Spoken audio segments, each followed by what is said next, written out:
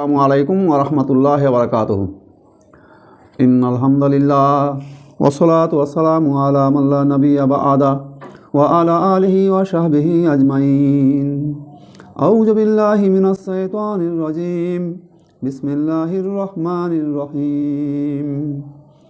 ইন্না লিল মুত্তাকিনা মাফাজা হাদাইকা ওয়া আনাবা وكواعب أترابا وكأسا دهاقا لا يسمعون فيها لغوا ولا كذابا جزاء من ربك عطاء حسابا رب السماوات والأرض وما بينهما الرحمن لا يملكون منه كتابا يوم يقوم الروح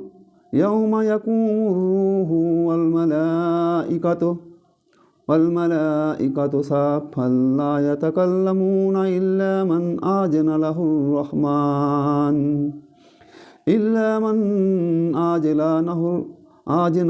الرحمن وقال شوابا ذلك اليوم الحق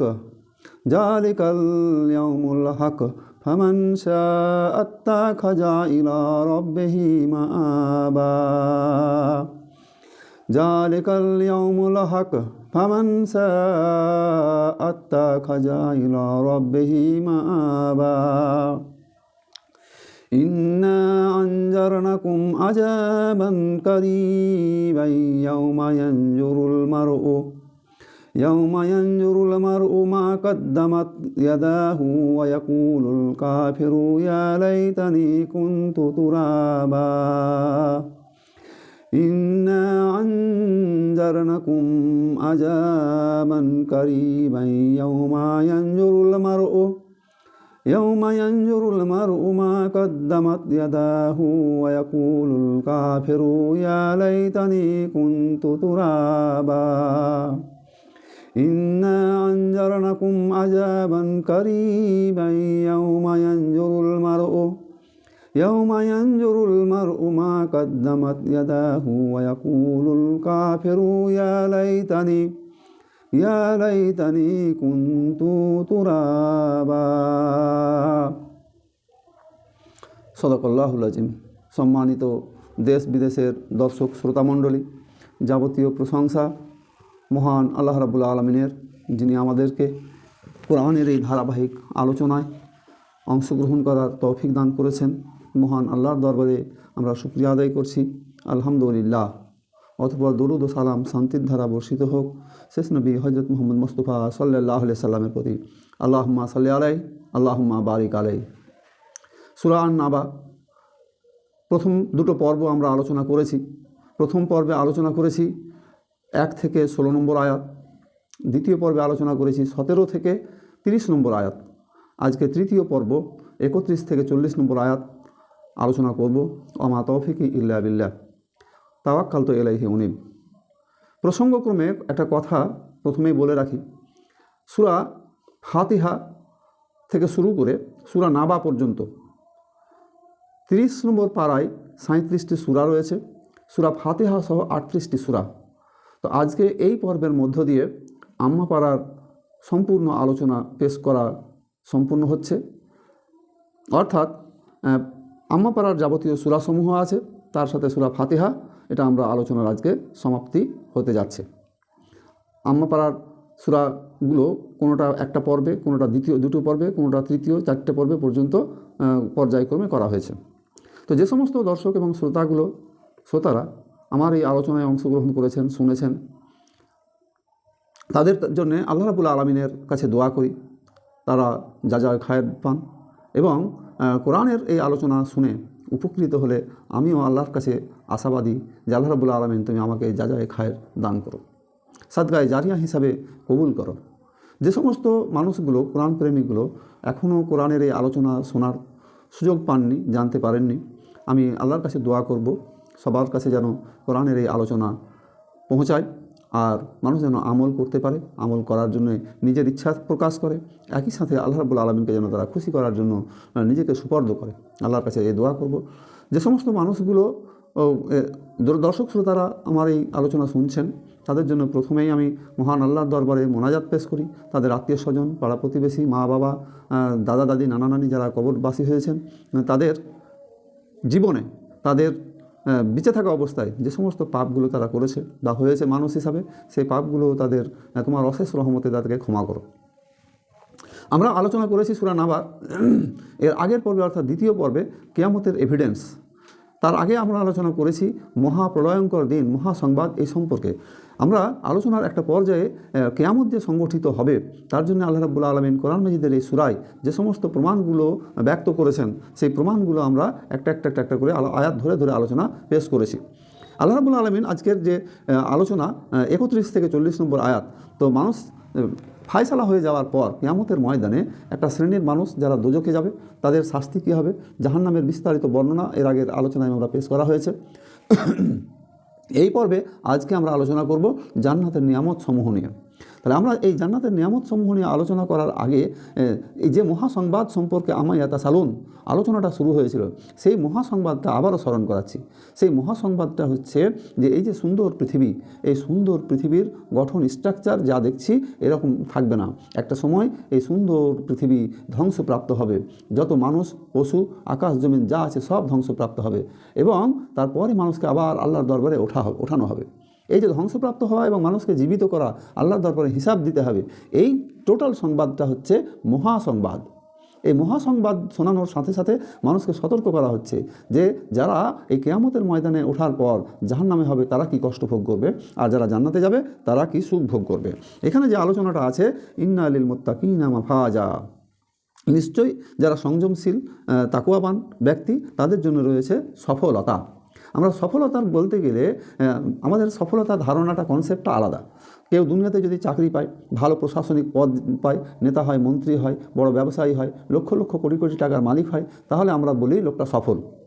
আসলে সফলতার ধারণাটা এটা সঠিক ধারণা নয়, বরং সফলতার ধারণাটা হচ্ছে, কনসেপ্টটা হচ্ছে, যারা কিয়ামতের ময়দানে আল্লাহর জাহান্নাম থেকে বেঁচে গেল এবং জান্নাতের অধিবাসী হলো, তারাই হচ্ছে প্রকৃতপক্ষে সফল। কিয়ামতের যে বর্ণনাটা এর আগে পেশ করা হয়েছে, সেই আলোচনাতে আল্লাহ রাব্বুল আলামিন কিয়ামতের ময়দানের বর্ণনা দিয়েছেন, জাহান্নামের বর্ণনা দিয়েছেন। কোনো মানুষ যখন জান্নাতে যাবে, তখন জান্নাতে যাওয়ার আগে তাকে জাহান্নামের উপর দিয়ে পুল সিরাত পার হতে হবে, যেটা অত্যন্ত ধারালো। তো যে সমস্ত মানুষগুলো নেককার, এই নেককার মানুষগুলো বিদ্যুৎ গতিতে তারা এই জাহান্নাম পার হয়ে জান্নাতে প্রবেশ করবে, চলে যাবে। তাহলে এই জায়গাটা অত্যন্ত মারাত্মক জায়গা। এখানে যে সফলতার কথাটা বলা হচ্ছে, এই সফলতাটা হবে চোখের পলকে পুল সিরাত পার হওয়া। এখানে একটা শব্দ ব্যবহার করা হয়েছে, মাফাজা। মাফাজা শব্দের আবিধানিক অর্থ হচ্ছে যে জায়গাটায় পানি শূন্য থাকে, সেই জায়গাটাকে বলা হয় মাফাজা। এখানে যে পারিভাষিক অর্থ ব্যবহার করা হয়েছে, এখানে মাফাজা বলতে সফলতা, মুক্তি, দোজখবাসীদের জাহান্নামের শাস্তি থেকে মুক্ত পাওয়া। দোজখবাসীরা যে শাস্তি পাবে, সেই শাস্তি থেকে মুক্তি পাওয়াটা হচ্ছে মাফাজা, অর্থাৎ দোজখ থেকে বেঁচে যাওয়া, এটা হচ্ছে মাফাজা, অর্থাৎ মুত্তাকিরা এই মাফাজা পাবে। এই মুত্তাকি কারা? মুত্তাকিদের সম্পর্কে আলোচনা করতে গিয়ে বলা হয়েছে যে মুত্তাকি শব্দটার একটা আবিধানিক অর্থ আছে আর একটা পারিভাষিক অর্থ আছে। মুত্তাকি শব্দের আবিধানিক অর্থ হচ্ছে অপছন্দনীয় বস্তু থেকে বিরত থাকা। আল্লাহর যে সমস্ত বস্তুগুলো নিষিদ্ধ করেছেন, এই নিষিদ্ধ বস্তুগুলো থেকে ঘৃণা ভরে ছেড়ে দেওয়াকে বলা হয় তাকওয়া। আর পারিভাষিক অর্থ হচ্ছে আল্লাহ ভীরুতা বা আল্লাহ ভীরু ব্যক্তি। আল্লাহ ভীরু ব্যক্তি হচ্ছে তাকওয়াবান ব্যক্তি। এই তাকওয়াবান ব্যক্তি সম্পর্কে আল্লাহ রাব্বুল আলামিন বলছেন যে ইন্না আকরামাকুম ইনদাল্লাহি আতকাকুম ইন্নাল্লাহা আলিমুন খাবীর। নিশ্চয়ই আল্লাহ রাব্বুল আলামিনের কাছে সম্মানী তারাই যে সমস্ত ব্যক্তিগুলো আল্লাহকে যত বেশি ভয় করে, আল্লাহ ভীরু ব্যক্তি। এই আল্লাহ ভীরু ব্যক্তিগুলোর মর্যাদা আল্লাহর কাছে তত বেশি। এখানে আরও একটা শব্দ আমরা ব্যবহার করে থাকি, সেই শব্দগুলো হচ্ছে মুমিন এবং মুত্তাকি। সব খেয়াল রাখতে হবে, মুমিন এবং মুত্তাকি, মুত্তাকিদের মর্যাদা সম্মান মুমিনদের চেয়ে বেশি। তাহলে মুমিন থেকে একটা পর্যায়ে সে মুত্তাকিতে পরিণত হয়। ঈমান আনলেই সে ঈমানদার হয়, মুমিন হয়, এবং মুত্তাকি হয় সেই ঈমানের উপরে দাঁড়িয়ে থেকে আল্লাহকে সন্তুষ্ট করার জন্য কাজ করা, আল্লাহর নিষিদ্ধ কাজগুলো ঘৃণা ভরে ছেড়ে দেওয়া। এই পর্যায়ে এসে সে তখন মুত্তাকিতে পরিণত হয়। তাহলে মুমিন এবং মুত্তাকি, মুমিনদের তুলনায় মুত্তাকিদের মর্যাদা বেশি। আল্লাহ রাব্বুল আলামিন এই ঘোষণা দিয়েছেন যে সৎকর্ম, মুত্তাকি হয় কখন? সৎকর্ম এবং খালেস দোয়ার মাধ্যমে, সৎকর্ম এবং খালেস দোয়ার মাধ্যমে আল্লাহর শাস্তি থেকে বেঁচে থাকাটা হচ্ছে মুত্তাকিদের কাজ বা মুত্তাকিদের লক্ষণ। এই মুত্তাকিদের সম্পর্কে বা আল্লাহ ভীরু ব্যক্তি সম্পর্কে একটা হাদিস বর্ণনা করা হয়েছে। হযরত উমর রাদিয়াল্লাহু তাআলা আনহু কাব ইবনে উবাইকে জিজ্ঞাসা করছেন যে তাকওয়া কি, তাকওয়া এটা কি? এই প্রশ্নটা হযরত উমর রাদিয়াল্লাহু তাআলা আনহু কাব বিন উবাইকে জিজ্ঞাসা করলেন। কাব বিন উবাই রাদিয়াল্লাহু তাআলা আনহু উত্তর দিলেন যে হে উমর রাদিয়াল্লাহু তাআলা আনহু, তুমি কি কখনো ঝোপঝাড়ের কাঁটাপূর্ণ গলি রাস্তার মধ্যে দিয়ে চলাফেরা করেছো, পথ অতিক্রম করেছো? এক ঝোপঝাড়ের মধ্য দিয়ে একটা গলি রাস্তা যার চারিদিকে কাঁটা। বলে হ্যাঁ করেছি। তখন তাকে জিজ্ঞাসা করা হলো যে তুমি যখন এই রাস্তা দিয়ে অতিক্রম করো তখন কিভাবে যাও? তিনি উত্তর দিলেন, আমি এখানে অত্যন্ত সতর্কতার সঙ্গে চলাফেরা করি, যেন আমার শরীরে, আমার পোশাকে কোনোভাবে কোনো আঁচড় বা কাঁটা বা কোনো কিছু লেগে না যায়। তখন উবাই ইবনে কাব রাদিয়াল্লাহু তাআলা আনহু বললেন, এটাই হচ্ছে তাকওয়া। এই পাপে ভরা পৃথিবীতে আপনার আমার চারিদিকে হাজারো রকমের পাপের হাতছানি রয়েছে। এই সব পাপের হাতছানিগুলো থেকে মুক্ত থেকে নিজেকে স্বচ্ছভাবে এগিয়ে চলা, জীবনযাপন করা, এটা হচ্ছে তাকওয়া, এটা হচ্ছে খোদাভীতি, এটা হচ্ছে আল্লাহভীতি। তাহলে এইভাবে এক উদাহরণ সেট করলেন। আমরা একটা মাছ সম্পর্কে জানি, ব্যায়ামের মাছ। এই ব্যায়ামের মাছ মূলত থাকে কাদায়, অথচ তারপরেও দেখা যায় যে তার শরীরে কোনো কাদা থাকে না। ব্যায়ামের মাছের উদাহরণটা এই জন্যে যে কাদাতে থাকার পর তার শরীরে কাদা থাকে না। তাহলে আমরা এই যে পৃথিবীতে আছি, এই পৃথিবীতে হাজারো রকমের পাপের অশ্বাসা আছে, পাপের ভাণ্ডার আছে। এই পাপের ভাণ্ডারে থাকার পরেও আমাদের গায়ে কাদা না লাগা, পাপ না লাগা, এইটা হচ্ছে তাকওয়া। তাহলে আল্লাহ রাব্বুল আলামিন যে নিয়ামত দিয়েছে সেই নিয়ামতে সন্তুষ্ট থাকা হচ্ছে খোদাভীতি। খোদাভীতি হচ্ছে পরকালীন জীবনে যে হিসাব দিতে হবে এই সম্পর্কে সচেতন থাকা হচ্ছে খোদাভীতি। তাহলে এই হচ্ছে খোদাভীতি। এই খোদাভীতি সম্পন্ন লোকেদেরকে খোঁজখবরি দেওয়া হচ্ছে যে ইন্নালিল মুত্তাকিনা মাফাজা, নিশ্চয়ই যারা খোদাভীতি সম্পন্ন মানুষ তাদের জন্য রয়েছে মহা সফলতা। এই মহা সফলতাটা হচ্ছে এই যে হাদাইকা ওয়া আনাবা, প্রাচীর বেষ্টিত বাগান এবং আঙ্গুর। মানে এখানে জান্নাতের বর্ণনা দেওয়া হয়েছে যে প্রাচীর বেষ্টিত বাগান এবং সেখানে আঙ্গুরের গাছ, খেজুরের গাছ, এখানে দুটো প্রতীকী আলোচনা করা হয়েছে। তাহলে জান্নাতের যে বাগানের বর্ণনা, সেই বাগানে হাজারো রকমের খাবার, মানুষের মনে যা চাইবে তাই তার জন্য নির্ধারণ করা থাকবে। এই হচ্ছে জান্নাতের খাবার। তো জান্নাতের এই বাগানের আলোচনা করতে গিয়ে পরের আয়াতে বলা হচ্ছে অকাওয়া এবা আতরাবা, এবং সেখানে থাকবে সমবয়স্ক যুবতীবৃন্দ, সমবয়স্ক যুবতীবৃন্দ সেখানে থাকবে। তো তিরমিজি শরীফের হাদিসে আল্লাহ নবী হযরত মুহাম্মদ মুস্তাফা সাল্লাল্লাহু আলাইহি সাল্লাম বলছেন যে কিয়ামতের ময়দানে মানুষকে যখন ওঠানো হবে তখন তার বয়স 30 বা 33 থাকবে।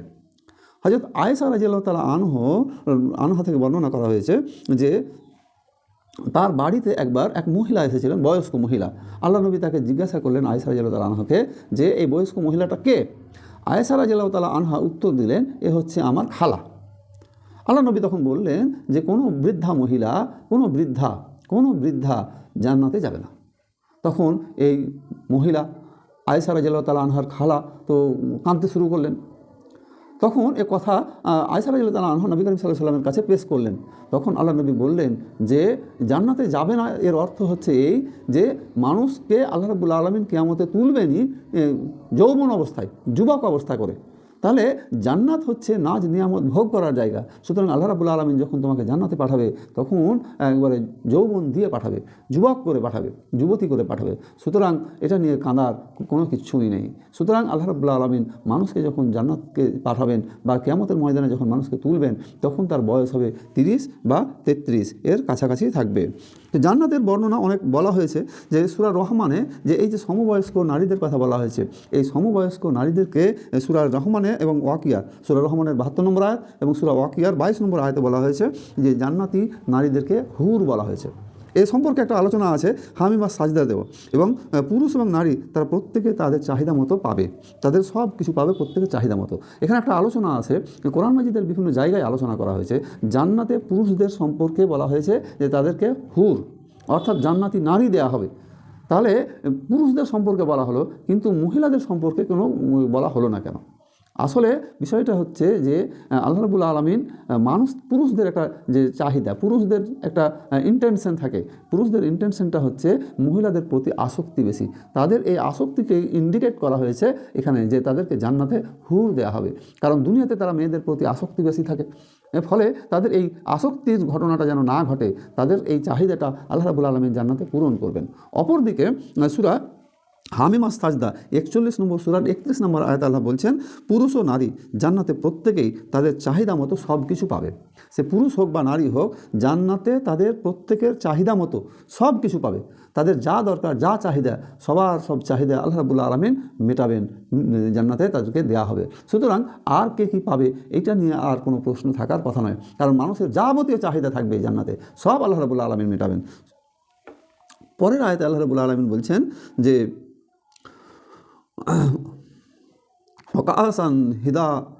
অকাশান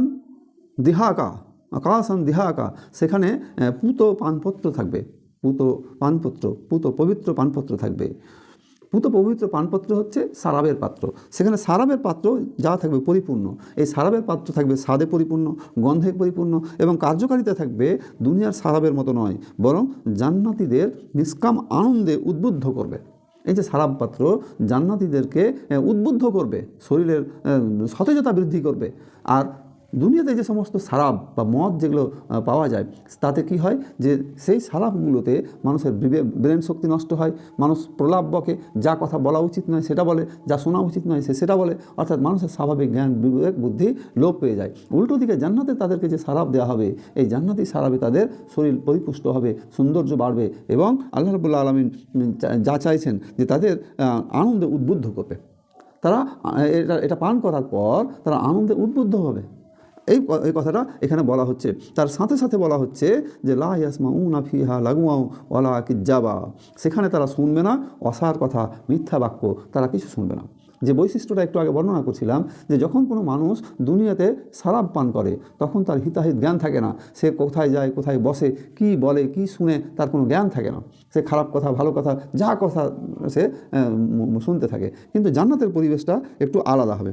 জান্নাতের সারাব যেগুলো পাবে সেটাতে সারাব পান করার পর জ্ঞান, বিচার, বুদ্ধি এগুলো কমবে না।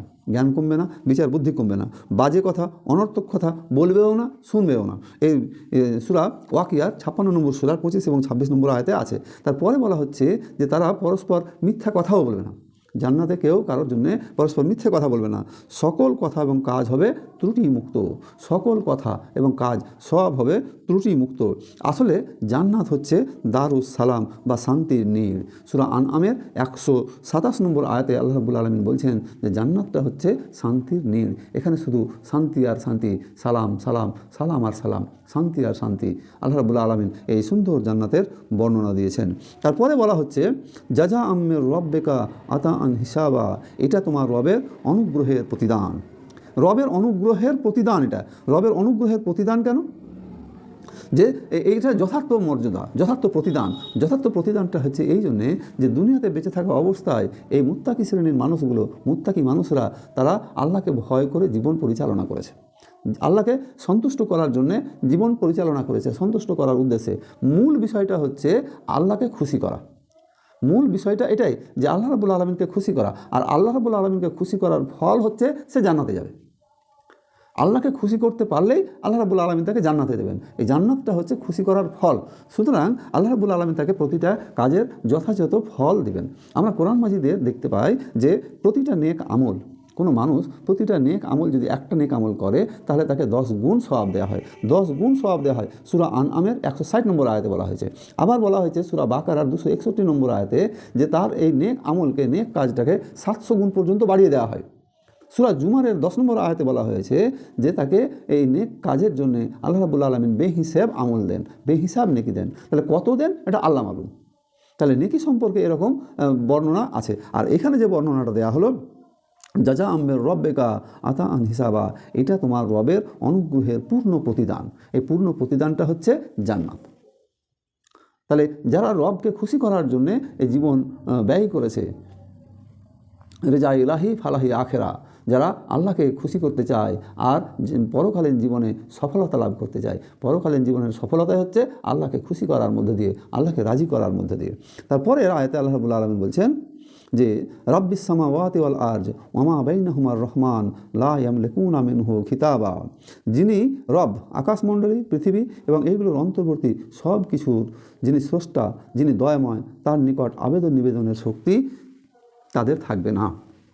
তাহলে কিয়ামতের ময়দানে আল্লাহ রাব্বুল আলামিনের দরবারে কারো কোনো সুপারিশ করার ক্ষমতা থাকবে না। আল্লাহ রাব্বুল আলামিন এই আলোচনাটা বলছেন যে কিয়ামতের ময়দানে, এই যে কিয়ামতের ময়দানের কথা বলা হচ্ছে, যে কিয়ামতের ময়দানে কোনো মানুষ কারোর জন্য সুপারিশ করতে পারবে না। এই সুপারিশ করার ক্ষমতা আল্লাহ রাব্বুল আলামিন আল্লাহ রাব্বুল আলামিন মুমিনগণকে আল্লাহ অনুমতি দিবেন। মুমিনদের সাথে আল্লাহ রাব্বুল আলামিন কথা বলবেন। সূরা হুদের 105 এবং সূরা হুদের 105 নম্বর আয়াতে আল্লাহ রাব্বুল আলামিন এই কথাটা বলেছেন যে মুমিনগণ আল্লাহর অনুমতিক্রমে তার সাথে কথা বলতে পারবে, যারা মুমিনগণ। দ্বিতীয় আলোচনা করা হয়েছে সূরা বাকারার 255 নম্বর আয়াত, যেটা আমরা আয়াতুল কুরসি হিসাবে পড়ি, যে মানজাল্লাযী ইয়াসফাউ ইনদাহু ইল্লা বিইজনিহি, মানজাল্লাযী ইয়াসফাউ ইনদাহু ইল্লা বিইজনিহি, কে আছে যে তার হুকুম ছাড়া, আল্লাহর হুকুম ছাড়া কারোর জন্য কেউ সুপারিশ করে? কেউ আছে কি? কেউ নেই। একই বিষয়ে আলোচনা করেছেন সূরা বানী ইসরাঈলের 72 নম্বর আয়াতে, সূরা তোহার 124 নম্বর আয়াতে। সেখানে বলা হয়েছে যে ওমান আরাজা আন যিকরি ফাইন্না লাহু মাআইসাতান দানকা ওয়া নাহশুরুহু ইয়াওমাল কিয়ামাতি আমা, যারা আমার জীবন বিধানকে ছেড়ে দিয়ে মানুষের তৈরি করা জীবন বিধান দিয়ে জীবন পরিচালনা করেছে, আমার জীবন বিধানকে বাদ দিয়েছে, মানুষের মন মতো জীবন বিধান দিয়ে জীবন পরিচালনা করেছে, সেই লোকগুলোকে বলা হচ্ছে যে তাদের দুনিয়ার জীবনকে সংকুচিত করা হবে এবং কিয়ামতের ময়দানে তাদেরকে অন্ধ করে তোলা হবে। এখানে আল্লাহ রাব্বুল আলামিন তাদের এই অবস্থার বর্ণনাটা দিচ্ছেন। সূরা মুতাফফিফিনের আলোচনা করা হয়েছে 83 নম্বর সূরার 15 নম্বর আয়াতে, যে কাফের, মুশরিক এবং মুনাফিকদেরকে আল্লাহ রাব্বুল আলামিন দেখার সুযোগ দেবেন না। কিয়ামতের ময়দানে আল্লাহ রাব্বুল আলামিন কে দেখতে পাবে কারা? এই যে মুত্তাকি শ্রেণীর মানুষ, যে সমস্ত মানুষগুলো নেককার মানুষ, যার সম্পর্কে আজকের আলোচনাটা আমরা শুরু করেছি, এরা কিয়ামতের ময়দানে আল্লাহ রাব্বুল আলামিনকে দেখতে পাবেন। কিন্তু মুশরিক, কাফের এবং মুনাফিক, সীমালঙ্ঘনকারী, এই শ্রেণীর মানুষগুলো আল্লাহ রাব্বুল আলামিন ওই দিন দেখা দেবেন না। এই শ্রেণীর মানুষগুলো আল্লাহ রাব্বুল আলামিনকে কিয়ামতের ময়দানে দেখতে পাবেন না। তাহলে এটা হচ্ছে তাদের জন্য মানসিকভাবে কষ্ট, সাইকোলজিক্যাল কষ্ট। জাহান্নামে যখন যাবে তার তো কষ্ট আলাদা আছে, এটা হচ্ছে মানসিক কষ্ট, যে ইমানদার লোকেরা আল্লাহ রাব্বুল আলামিনকে দেখতে পাবেন। আল্লাহ রাব্বুল আলামিন যাকে অনুমতি দিবেন তার সাথে কথা বলবেন। আল্লাহ রাব্বুল আলামিন যাকে অনুমতি দিবেন কারোর জন্য সুপারিশ করার, তিনি সুপারিশ করার ক্ষমতা লাভ করবেন। তাহলে অপরদিকে এই কাফের, মুশরিক, মুনাফিক, সীমালঙ্ঘনকারী এই শ্রেণীর মানুষগুলো আল্লাহ রাব্বুল আলামিনকে দেখার কোনো অবকাশ পাবে না, সুযোগ পাবে না। এটা হচ্ছে একটা অন্যতম বিচারের আগে, এটা হচ্ছে মানসিক একটা যন্ত্রণা, মানসিক একটা শাস্তি।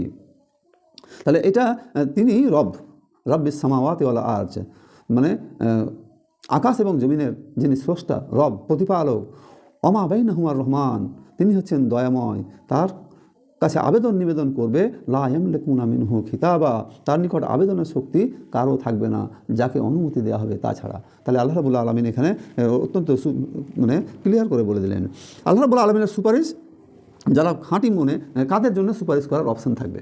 এই যে সুপারিশের কথাটা বলা হচ্ছে, কাদের জন্য সুপারিশ করার অপশান থাকবে?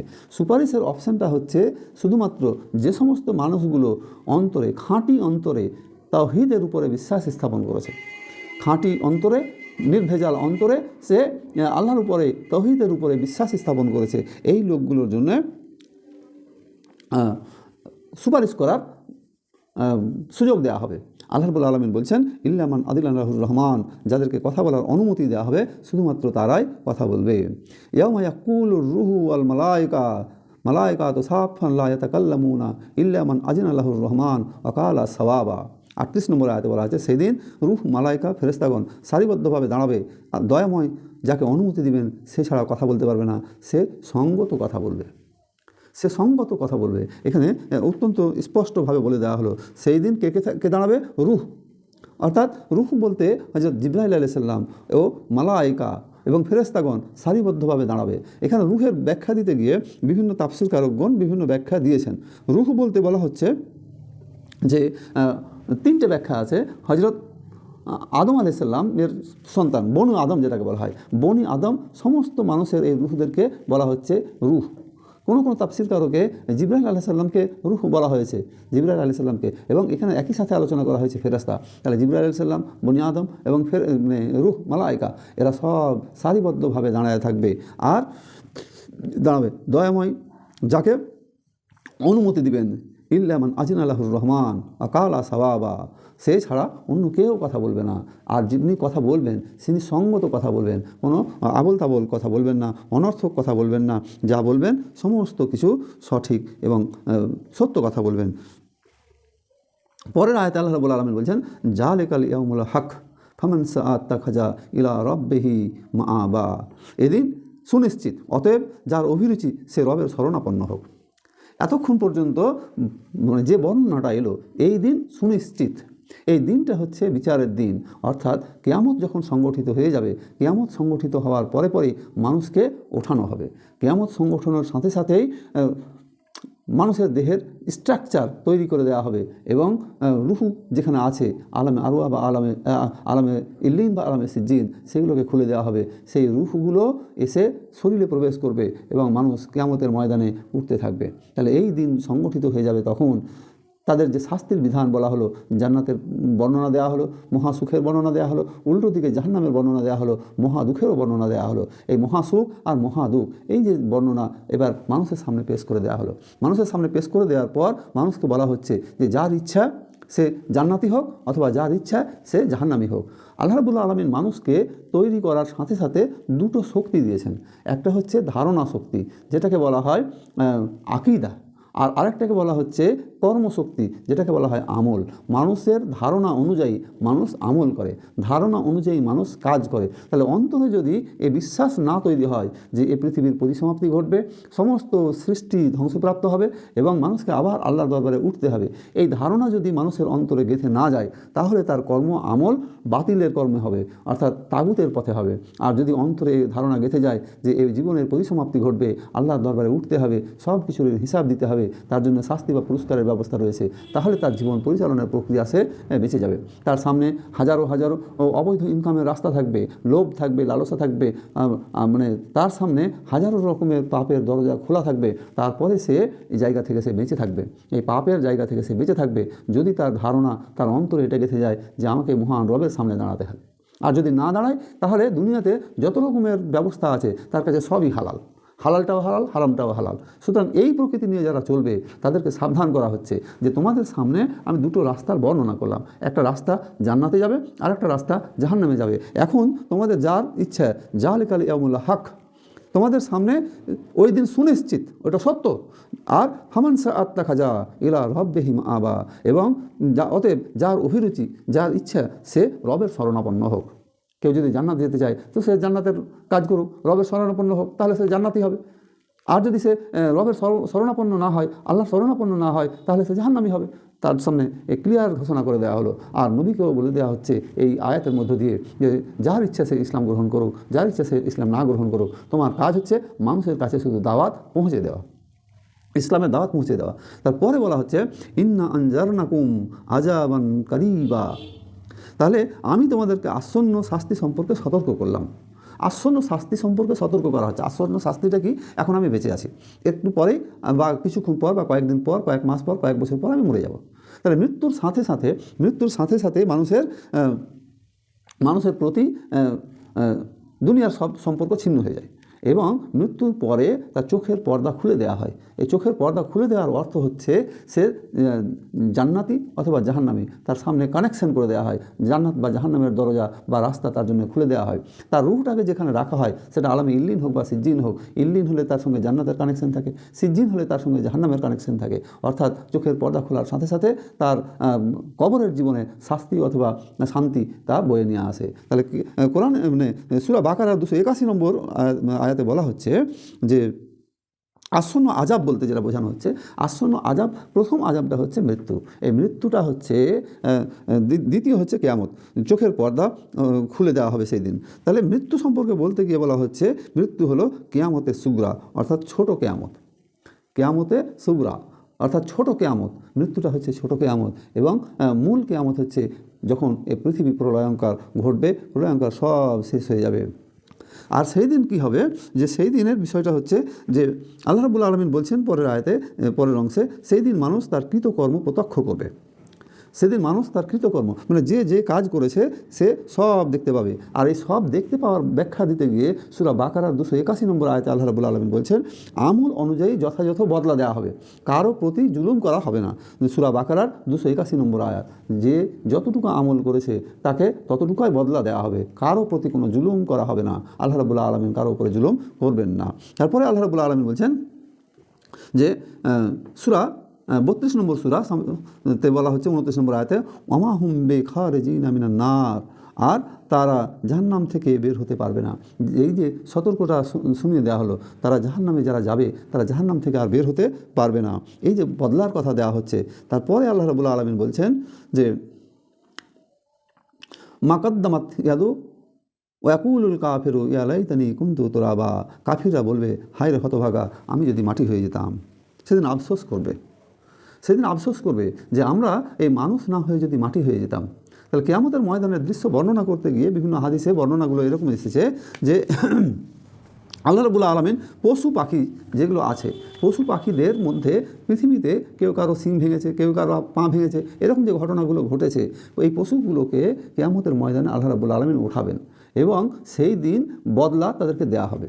যে যার শিং ভেঙেছে বা যে যার পা ভেঙেছে তার প্রতি বদলা সেই দিন ভেঙে দেওয়া হবে। এবং একটা সময় এই পশুগুলোকে আল্লাহ রাব্বুল আলামিনের হুকুমে সেটা মাটিতে পরিণত করে দেওয়া হবে। এই দৃশ্যটা সেদিন দেখানো হবে কাফেরদের সামনে, অর্থাৎ এটা হবে তাদের জন্য মানসিক সাইকোলজিক্যাল শাস্তি। বাস্তবিক অর্থ হচ্ছে যে পশু প্রাণীদের জন্য শরীয়তের বিধান কার্যকরী নয়। এই যে শরীয়তের বিধানের কথা আমরা বলছি, এই শরীয়তের বিধান শুধুমাত্র মানুষ এবং জিনের জন্য। আল্লাহ রাব্বুল আলামিন মানব এবং জিনকেই স্মরণ করে বলছেন যে ওমা খালাকতুল জিন্না ওয়াল ইনস ইল্লা লিয়াবুদুন, আমি মানুষ এবং জিনকে শুধুমাত্র আমার ইবাদত করার জন্য তৈরি করেছি। তাহলে পশু পাখিদের কিয়ামতের ময়দানে এই দৃশ্যের কথা বর্ণনা করলেন কেন? এর দ্বারা এই কাফের মুশরিক সীমালঙ্ঘনকারী এই সমস্ত মানুষদেরকে সতর্ক করে দেওয়া হচ্ছে, তাদেরকে সাইকোলজিক্যালি এটা দেখানো হচ্ছে যে এই পশু পাখিরাও শাস্তি থেকে বাদ যায় না, তাদেরও ন্যায্য বদলা দেওয়া হয়। আর তুমি তো ভালো মানুষ, তোমাকে তো ন্যায্য জ্ঞান দিয়েছি, বুদ্ধি দিয়েছি, সব দিয়েছি, তারপরে তুমি কিভাবে বেঁচে মানে এই শাস্তি থেকে বাঁচতে পারো? তো এই মাটি হয়ে যাওয়া সম্পর্কে বলতে গিয়ে কয়েকটা ব্যাখ্যা দেওয়া হলো। এক নম্বর কথা হচ্ছে যে এই যে মাটি হওয়ার কথাটা বলা হচ্ছে, যে পশু পাখিগুলোকে মাটি করে দেওয়া হবে, তার ব্যাখ্যা দিতে গিয়ে তাফসীরকারকরা 3টে পয়েন্ট নোট করেছেন। একটা হচ্ছে যে তারা মনে করবে যে দুনিয়ায় মাটি হয়ে থাকতাম, মানুষের সৃষ্টি না হতাম। তারা মনে মনে তখন ভাববে যে যদি আমরা দুনিয়াতে মাটি হয়ে থাকতাম, মানুষের সৃষ্টি না হতাম, তাহলে কতই না ভালো হতো। তাহলে আজকের এই কঠিন পরিস্থিতির জন্য আমাদেরকে আর কঠিন পরিস্থিতির সম্মুখীন হতে হতো না। দ্বিতীয় ব্যাখ্যা দেওয়া হচ্ছে যে মাটি হয়ে কবরেই থাকতাম আর পুনরুত্থান না হতাম। আমরা মরে গেছি, মাটির সাথে মিশে গেছি, তারপর আবার এই যে পুনরায় উঠতে হলো, যদি আমরা কবরে মাটির সাথে মিশেই থেকে যেতাম আর যদি আমাদেরকে উঠতে না হতো তাহলে কত না ভালো হতো। তৃতীয় ব্যাখ্যা দেওয়া হচ্ছে যে কিয়ামতের ময়দানে পশু পাখির মতো যদি মাটি হয়ে যেতাম, এই যে তাদের সামনে মাটি করে দেওয়া হলো পশু পাখিগুলোকে শাস্তি দিয়ে, এই দৃশ্য দেখার পরও তারা মনে মনে ভাববে বা বলবে যে এই পশুগুলোর মতোই যদি আমরা মাটি হয়ে যেতাম তাহলে আমাদেরকে আর জাহান্নামের শাস্তি ভোগ করতে হতো না। তাহলে তাদের সামনে জাহান্নামের ব্যাখ্যা পেশ করা হলো। এত আলোচনায় আল্লাহ রাব্বুল আলামিন যে বিষয়টা মানুষের সামনে তুলে ধরতে চাইলেন যে এই পৃথিবীর একটা পরিসমাপ্তি ঘটবে, মানুষকে আবার জীবিত করা হবে এবং রবের সামনে দাঁড়াতে হবে, আর তাদেরকে উপযুক্ত প্রতিফল এবং শাস্তির ব্যবস্থা পেতে হবে। তাহলে মানুষ দুনিয়াতে যে কাজটা করবে সেই কাজটা হচ্ছে আখিরাতে তার ন্যায্য প্রতিফল পাবে। যে কথাটা একটু আগেও আলোচনা করলাম সূরা বাকারার 281 নম্বর আয়াতে, যে মানুষকে ততটাই দেওয়া হবে যতটা সে আমল করবে, কারো প্রতি সামান্য জুলুম করা হবে না। তাহলে যদি মানুষ এই মহাসংবাদটাকে মেনে নিতে পারে, সূরা নাবার যে আলোচনাটা শুরু হয়েছিল আম্মা ইয়াতাসালুন আনিন নাবাইল আজিম, এই মহাসংবাদ নিয়ে মানুষ বিভ্রান্ত করছে, সেইটা যদি মেনে নিতে পারে, এই বিভ্রান্তিকর জায়গা থেকে সে যদি বেঁচে থাকতে পারে, তাহলে তার জন্য রয়েছে মহা পুরস্কার। অন্যথায় মানুষ যদি বিভ্রান্তিতে আচ্ছন্ন হয়ে যায় তাহলে তার জন্য রয়েছে জাহান্নাম।